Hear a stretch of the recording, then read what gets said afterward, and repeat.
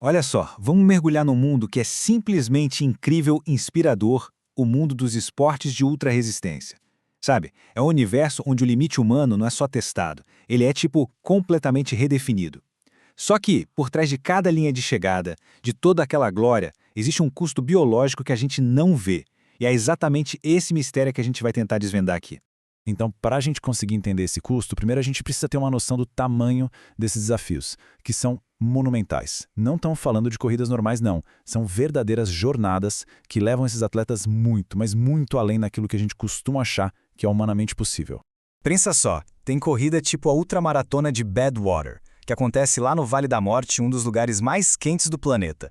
E no outro extremo, tem a 6633 Arctic Ultra, onde o termômetro despenca. Ou seja, os atletas enfrentam literalmente de tudo, desde um calor que parece que vai derreter tudo até um frio congelante no Ártico. A validade de condições extremas é alucinante.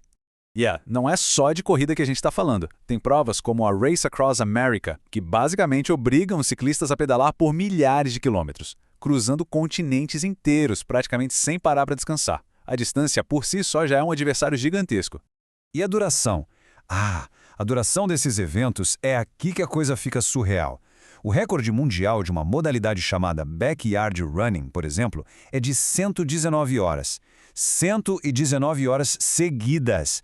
Imagina só, são quase 5 dias inteiros se movimentando, praticamente sem dormir, com um gasto de energia que a maioria de nós nem consegue começar a entender. Beleza, a gente vê as histórias de vitória, de superação, e isso ganha todas as manchetes. Mas por baixo de tudo isso, tem uma história biológica muito, mas muito mais complexa acontecendo. Uma história que, na maior parte do tempo, fica escondida. É exatamente aí que a nossa análise vai mais fundo. A pergunta é, o que de fato acontece dentro do corpo de um atleta quando ele é levado a um extremo desses? E a resposta, como a gente vai ver, vai muito além de um simples tô com o músculo cansado. Pensa num iceberg. O que a gente vê é a pontinha, a exaustão física, a garra mental, a vitória. Mas o que a gente não vê é a parte gigante que está submersa. O estresse a nível molecular, a bagunça no sistema endócrino, a perturbação de trilhões de bactérias que vivem no nosso intestino, esses são os verdadeiros custos ocultos.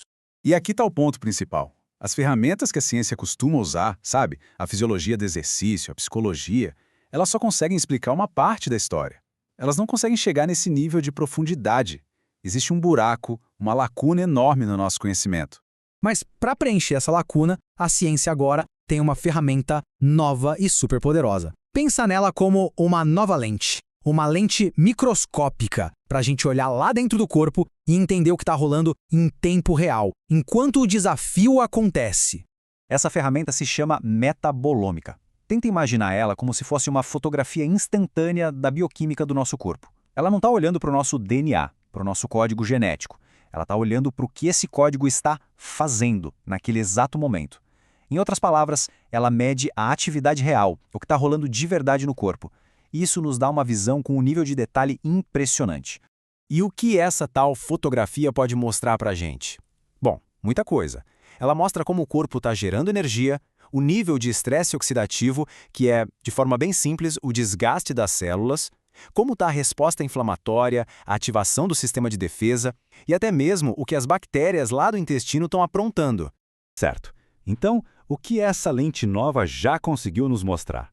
Bom, as primeiras pistas que surgiram são fascinantes e, para ser sincero, em alguns casos são até um pouco alarmantes. 72 horas. Guarda bem esse número. No estudo, os perfis metabólicos de ultramaratonistas simplesmente não voltaram ao normal mesmo depois de 72 horas de recuperação. É isso mesmo. 3 dias inteiros depois da prova, o corpo deles ainda estava, digamos, em modo de crise, lidando com todo o estresse do evento. A primeira descoberta tem a ver com o combustível. Durante uma outra maratona de 24 horas, os cientistas viram o corpo liberar uma quantidade gigantesca de ácidos graxos. Basicamente, o corpo estava queimando as reservas de gordura de forma desesperada, numa tentativa de dar conta da demanda absurda de energia dos músculos.